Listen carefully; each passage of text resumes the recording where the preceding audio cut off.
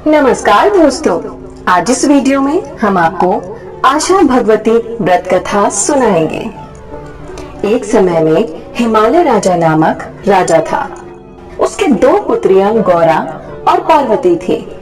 एक दिन राजा ने अपनी दोनों बेटियों से पूछा कि तुम दोनों किसके भाग्य का खाती हो। पिता की बात सुनकर बड़ी बेटी गौरा ने कहा, पिताजी मैं तो आप ही के भाग्य का खाती हूँ। किंतु छोटी बेटी पार्वती ने कहा, पिताजी मैं तो अपने ही भाग्य का खाती हूँ। पार्वती की बात राजा को अच्छी नहीं लगी। इसी कारण उसने अपनी बड़ी बेटी का विवाह एक राजा के साथ कर दिया। वो राजा बड़ा ही धनवान था और छोटी बेटी पार्वती का विवाह एक रास्ते में भिखारी रूप धारण किए शिवजी भगवान के साथ कर दिया। विवाह के बाद शिवजी माता पार्वती को लेकर कैलाश की ओर चल दिए। रास्ते में पार्वती जी जहाँ भी पैर रखती उसी जगह पर धूप सूख जाती। ये देखकर शिवजी और पार्वती आश्चर्य में पड़ गए और दोनों एक ज्योतिषी के पास गए और इसका कारण पूछा। ज्योतिष ने कहा, हे भगवान, यदि माता पार्वती अपने मायके में जाकर लगातार 8 दिनों तक आशा भगवती का व्रत पूरे विधि विधान और श्रद्धा से रखेगी और उज्जवल करेंगी तो इनका दोष मुक्त हो जाएगा। ज्योतिषों के बताने पर शिवजी और पार्वती दोनों अच्छे अच्छे मूल्यवान वस्त्र धारण कर और गहने पहनकर पार्वती जी के मायके चल दिए। चलते चलते रास्ते में देखा कि एक रानी के बच्चा होने वाला है, जिस कारण वो बहुत ज्यादा परेशान और दुखी थी। ये कष्ट देखकर माता पार्वती बोली, हे नाथ, बच्चा होने पर बहुत कष्ट मिलता है, इसलिए मेरी कोख बांध दो। माता पार्वती की बात सुनकर भगवान शिवजी ने उसे समझाया कि तुम कोख मत बनवाओ, नहीं तो बहुत पछताओगे। शिवजी की बात माता मान गई और दोनों आगे की ओर चल दिए। रास्ते में थोड़ी दूर गए तो देखा कि एक घोड़ी के बच्चा हो रहा था। उसको भी बहुत कष्ट झेलने पड़ रहे थे। घोड़ी का कष्ट देखकर माता पार्वती ने अपनी कोख बंद करने की हठ पकड़ ली और कहा, मैं आपके साथ आगे तभी चलूंगी जब आप मेरी कोख बांध देंगे। अंत में निराश होकर भगवान शिवजी ने माता पार्वती की कोख बांध दी, जिसके बाद दोनों आगे बढ़ गए। इधर पार्वती की बड़ी बहन गौरा अपने ससुराल में बहुत ज्यादा दुखी थी। इधर पार्वती और शिवजी पार्वती के मायके में आ गए। जब वो अपने माता पिता से मिली तो उसके माता पिता ने पार्वती को पहचाना नहीं और पूछा कि तुम कौन हो। तब माता पार्वती ने अपने पिता से कहा कि पिताजी, आपने मुझसे एक बार पूछा था कि तुम किसके भाग्य का खाते हो। तब मैंने आपको यही जवाब दिया कि मैं तो अपने भाग्य का खाती हूँ। पार्वती की बात सुनकर राजा रानी दोनों उसे पहचान गए और अपनी पुत्री से मिलकर बहुत खुश हुए।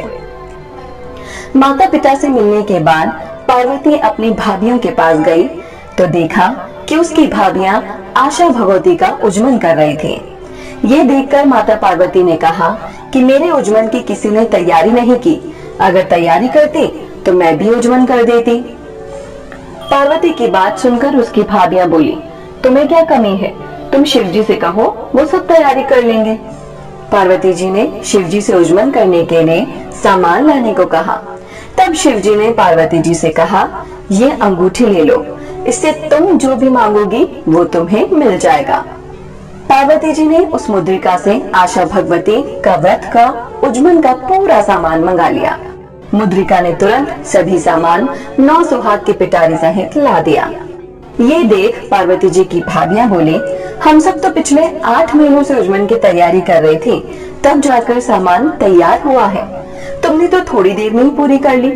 अपनी भाभियों की बात सुनकर उन्होंने कहा कि ये तो भगवान भोलेनाथ की कृपा है।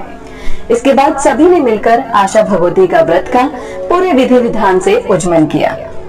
इसके बाद शिवजी ने माता पार्वती से कैलाश पर्वत पर चलने को कहा। तब पार्वती के पिताजी ने शंकर जी को भोजन के लिए बुलाया।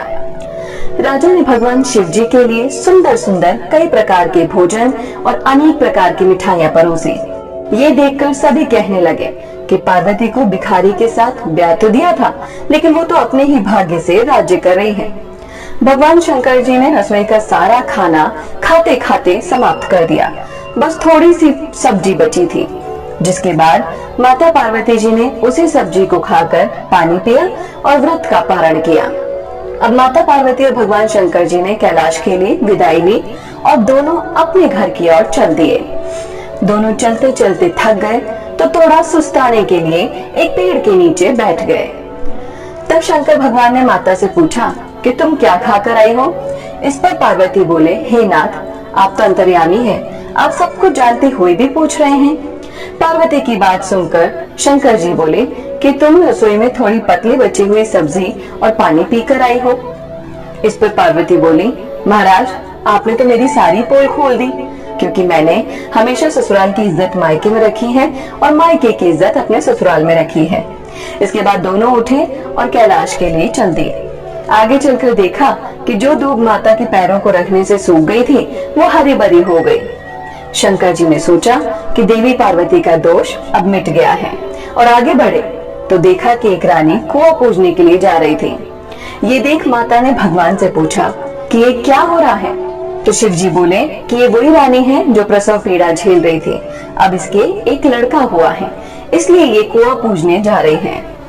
ये सुनकर माता पार्वती जी बोली, हे नाथ, आप मेरे भी कोख खोल दो।